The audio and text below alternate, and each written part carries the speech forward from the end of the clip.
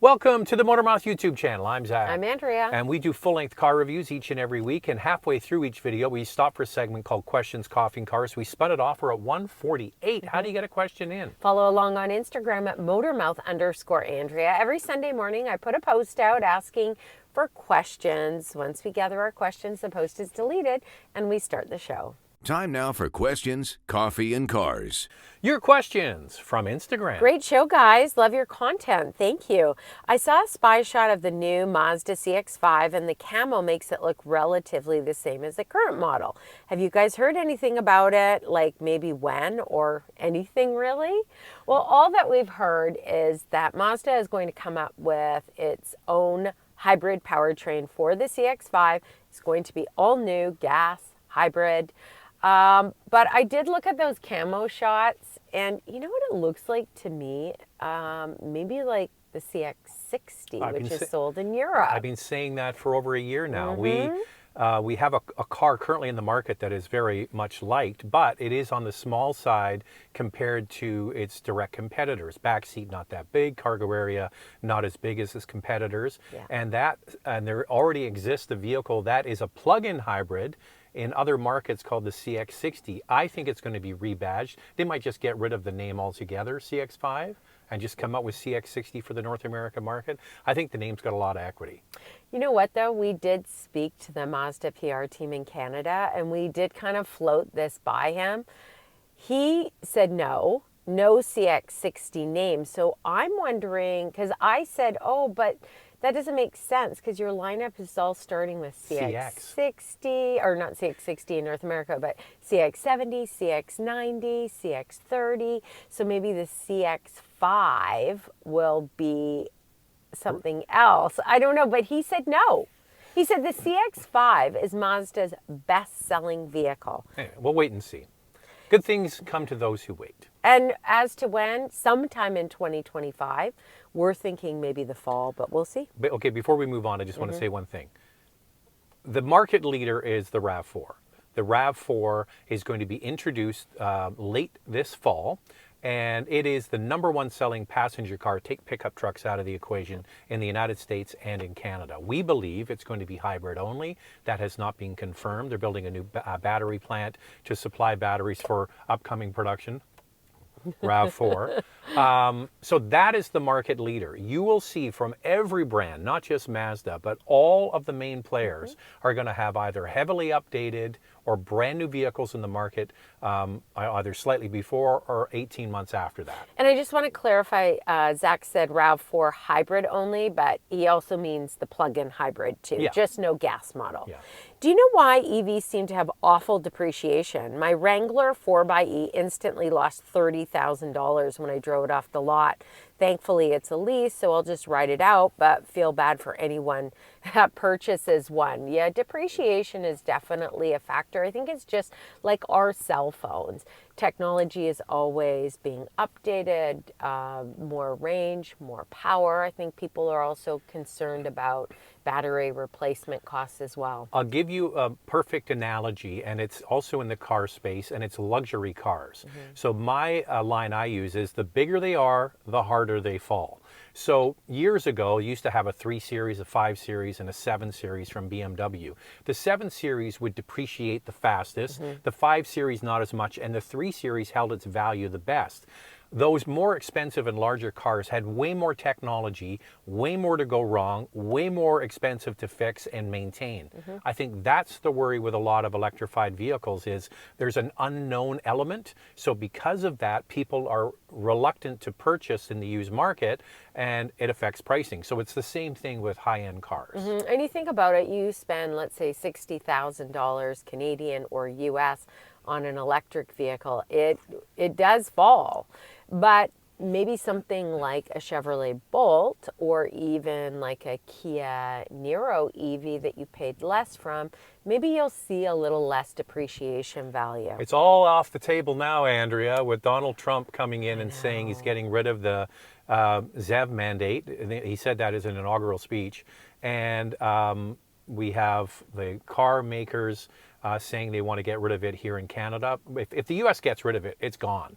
So what's that going to do to all these cars? Are they going to be orphaned? I don't know. It's an interesting time. What's it going to do to used values? We're going to have to wait and see. It's amazing the impact one administration has versus another coming in, and policies. I mean, it can really put people into a tailspin. In the market for a subcompact SUV, should I wait for the Crosstrek Hybrid? Wow, the Crosstrek Hybrid sounds really good. 2.5 liter boxer engine with a hybrid system, combined 194 horsepower, and Subaru says is going to have its all-wheel drive system, not like other manufacturers with the all-wheel drive system. It all comes down to how it all works, right? It all sounds great on paper, and our number one pick in the subcompact class is the Crosstrek. So I get your, wanting to try it and maybe buy it, but let us drive it, let us experience it. It might work great. It might not. So we'll have to wait and see. I'm thinking pretty positive thoughts about this Crosstrek Hybrid. I like the combined power. It's going to have 8.7 inches of ground clearance like other Crosstrek models. Will a wilderness model come? Subaru hasn't confirmed that. I'm going to wait until we drive it. Is there any news on when the Kia K4 hatchback is entering the Canadian market? I don't have any info on that. Do you have any info on that? Well, we spoke to Kia Canada about that on a recent drive they said event. No news. That's what they said. They didn't say yay or nay. It is confirmed for the U.S. market coming early 2025. We are early 2025 right now. Haven't heard anything. I think if the U.S. takes it, we're getting it too. Maybe. If it does come, it will be coming later. So sometime in 2025 as well, but later than the U.S. market. Hey guys, love the content. Just wanted to get your thoughts on daily driving a Miata RF through the winter, including snow. I'm in Ontario, and I'm planning to switch over to C1 this spring. Thanks for all the great content once again. Thank you. It can be done. I mean, you can do it. You have to put on, excellent winter tires and get out there and practice driving a little tiny low-slung car in the snow. And the number one thing with driving in the winter, traction's great. You have to drive to the conditions. It can be done. Would it be my choice? Not a chance. I would want to drive a Miata in the winter or drive it all year round. Ours is tucked away in the garage, all nice and dry, still shiny. I gave it a nice bath. I chamoised it all down, tucked it in the garage, waiting. And look at this. It's a beautiful sunny day. Well, we could drive it today. And honestly, in Vancouver, we could easily drive that vehicle all year. Mostly we get rain, not a lot of snow. I just wouldn't want to. It's a small vehicle. I just feel like it's a lot of fun in the summertime with the roof down. It's not something that I would like to drive in the snow, but people do it. We have a viewer who owns one in Quebec and says, no problem. I think you're looking for the green light to buy it from us and say, go for it. You can drive it all year round. You can. You absolutely can. Yeah. Would I want to? No. Love the show. My wife and I recently test drove a pre-owned 2023 X5 plug-in hybrid. If the previous owner exclusively used the electric motor, would this mean that the internal combustion engine has 0 kilometers and is essentially brand new? In other words, is it possible for someone to never have used the engine in a plug-in hybrid? And should a salesperson or BMW technician be able to accurately inform us of this? Interesting. I just want to say one thing. They might be able to, through diagnostics, gives you the amount of runtime of the gasoline engine. Yeah. And there's not a chance that you could drive a plug-in hybrid X5 and not have the gas engine come on. Typically, when you gun it and you accelerate quickly, that's when the gas engine comes on if you need that extra power. However, I really thought about this question. And if the person who owned it only did city driving and was very careful with how they drove, it can be possible. We were on the Volvo XC90 plug-in hybrid event. Theoretically, yes. You could drive it and only do it in E mode. But the engineers in Germany have engineered programming so that the gasoline engine comes on intermittently to actually get used, to lubricate the inside of the engine, all that kind of stuff. So yes, theoretically it can be done. Yeah. I don't think practically it's possible. But low kilometers you would have for sure. Here's something interesting. When we were at the Volvo XC90 drive event and the plug-in hybrid was there, I talked to an engineer about this because one person on Instagram had asked, how will the engine be if you only drove it in EV mode? And I asked the engineer about this. I said, is it going to affect the engine? Is it going to be bad for the engine? And he said no, that the vehicle is designed to drive it in pure EV mode.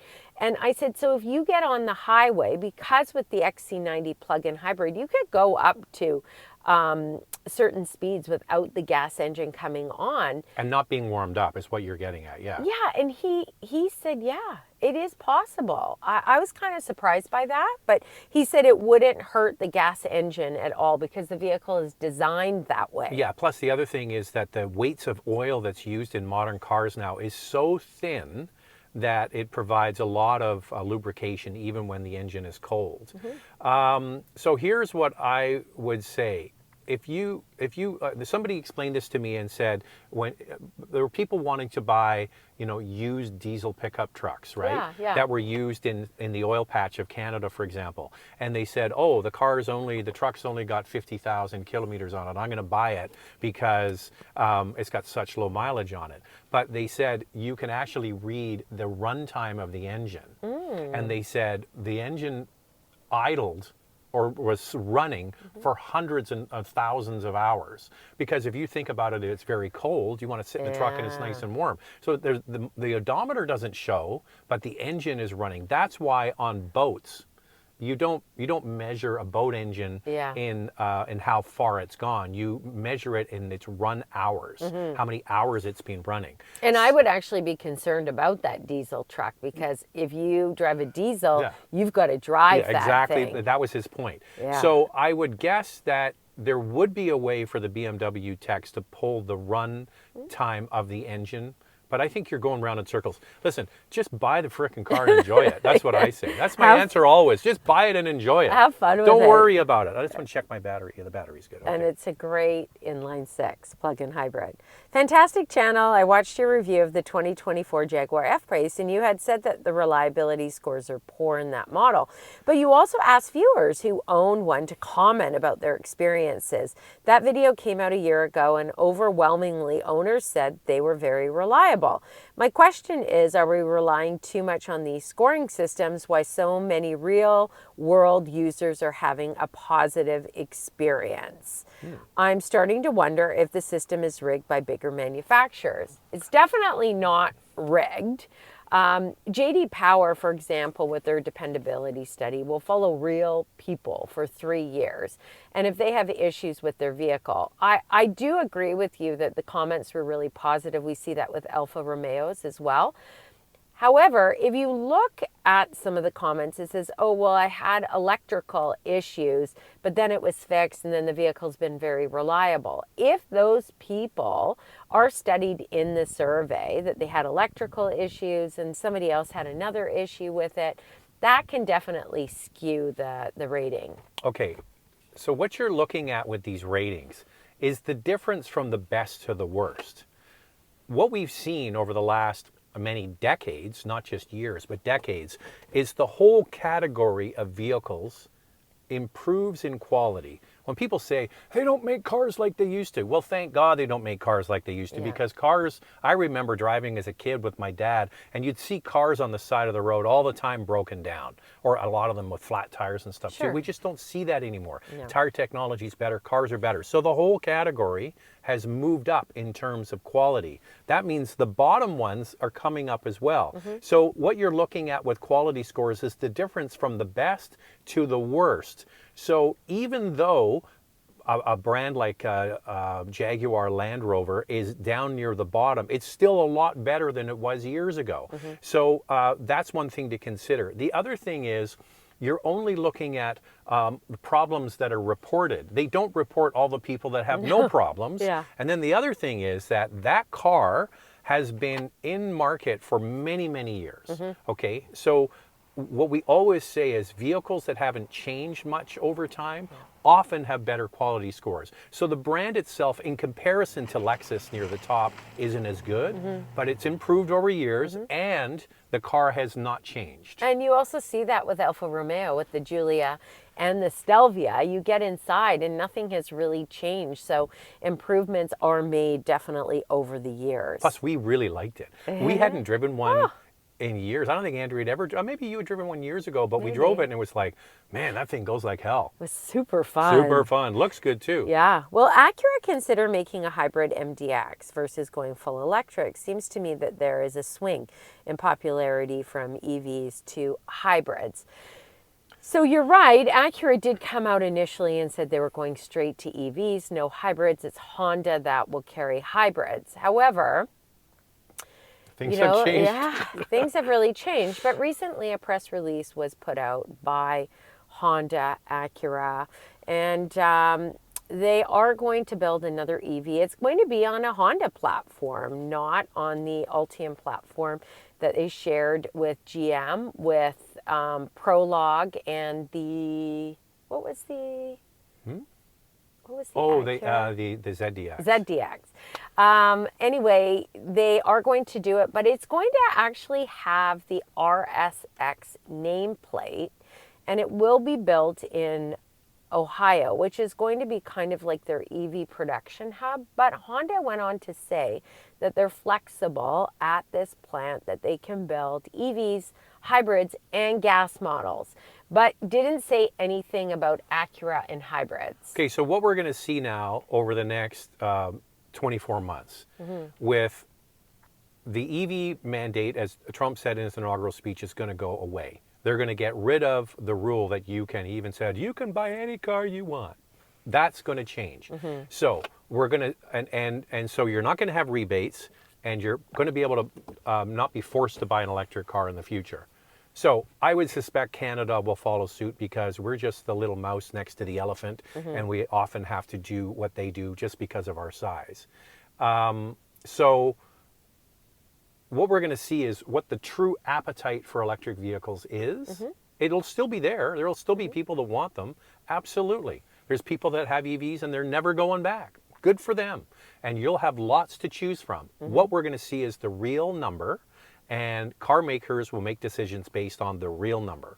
That's what, so if it's hybrids, they'll pivot to hybrids. And if you think about it, if there's no penalty to them if they don't meet their ZEV targets on penalty to gas models, then they can produce more gas models and hybrids, less electrified, but maybe target what they need, what people want, you know, that they don't have to focus only, oh my gosh, we've got to sell this many EVs and we've got to make this target, or we're going to be charged in Canada $20,000 per gas model that we sell.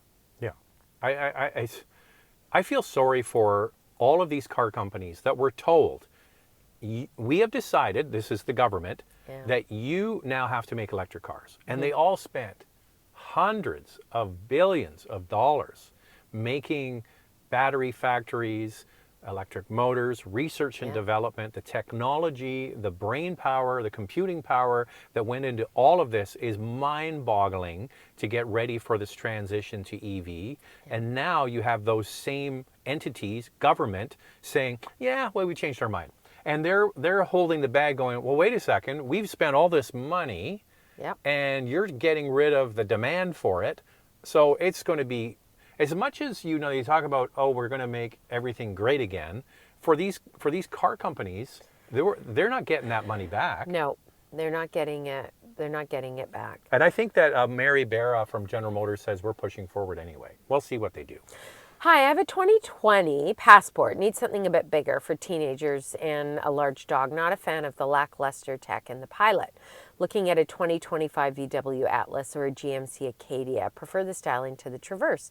I live in Nova Scotia, but used to live in Poco, early 2000s, and watch Zach on local TV. Yeah, Ooh, that was a long time ago. Poco is Port Coquitlam, which is a suburb outside of Vancouver. Hello. Partly cloudy, chance of showers. That was my gig. So GMC Acadia versus the Volkswagen Atlas. You're going to pay a little bit more for the Acadia, whether it's the base trim or the top trim compared to the Atlas. They're both, here's the interesting thing. The third row in the Atlas is 2 seats. The third row in the Acadia is 3 seats. So the base model Acadia only comes with the bench seat, only on that trim. So captain's chairs on the others, which makes it a 4-passenger vehicle if you decide on a higher trim, if you have that third row down. Yeah, but this is for a dog. For teenagers and a dog. Oh, teenagers and a dog. A teenager's going to sit in the second seat, but you're right about the bench seat. And then the Atlas offers a bench seat on all trims. You take the dog to the dealer and you see which one the dog likes better, which one he pees on the tire or she pees on the tire, and that's the one you buy. So think about that. You know, those are some of the differences. We haven't driven the Acadia. It's the same as but Traverse. We drove the Traverse, and the Traverse is great, and we also like the Atlas. We're running long here, Andrea. One more. Okay, you got one more. It seems that Lexus is starting production of the 2025 GX 550 very late in the model year. Do you think it's possible that this may be due to a hybrid powertrain being planned for the 2026 model? Well, I think there's one coming. They've announced there's one coming. Yeah, there's one coming. No details on it. The LX700H is out and online. It has a 3.4-liter twin turbocharged hybrid powertrain, a V6. What was the horsepower on that? It's a lot of horsepower. It's the 400 and something horsepower. It's the same as you get in Tundra, right? If you're or a Sequoia. So that platform for Tundra and Sequoia is the same platform for all of the new trucks from Toyota, whether it's 4Runner, Tacoma, LX, or what was this, the GX, or the Land Cruiser. They're all sharing similar components. So that powertrain exists. That powertrain is probably going to be the one, the Lexified. Yeah, combined 457 horsepower. Some of you, and we've talked about this before, have said, oh no, it's going to get the same hybrid powertrain that's in the Land Cruiser because you've seen details online. But I said right off the bat, no way. I feel like they're going to put a V6 in the GX. So we wait and see. As to when it's coming, who knows? Toyota hasn't said.